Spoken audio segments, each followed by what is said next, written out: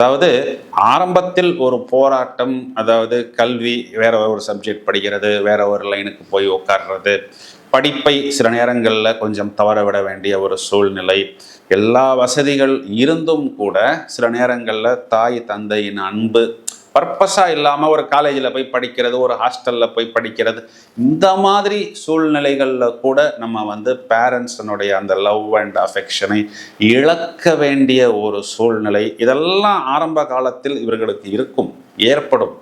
அதையெல்லாம் மீறித்தான் நாம் நம்மளுடைய விஷயத்தை எடுத்து காண்பித்து ஜெயிக்க வேண்டும்.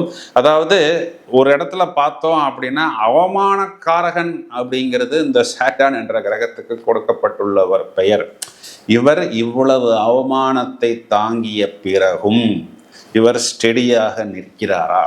அதாவது இப்போ நீ எல்லாம் இந்த இடத்துக்கு வந்துட்டியா, இதெல்லாம் உனக்கு தேவையா, நீ எல்லாம் ஒரு ஹீரோன்னு நிற்கிறியே, அதுக்குண்டான ஒரு அந்தஸ்து இருக்கா, நீ எல்லாம் ஒரு ஃபைட்டர்னு நிற்கிறியே, அதுக்குண்டான ஒரு அமைப்பு உனக்கு இருக்கா, நீ எல்லாம் ஒரு இன்ஜினியரு ஒரு ஸ்காலர்னு சொல்றியே, உனக்கு அந்த மாதிரி ஒரு அமைப்பு இல்லை, அதற்குண்டான எலிஜிபிலிட்டி இல்லை அப்படின்னு ஆரம்பத்தில் நம்மை மட்டம் தட்டுவது போல், அவமானப்படுவது போல் நிறைய சந்தர்ப்பங்களும் சூழ்நிலைகளும் நமக்கு ஏற்படும்.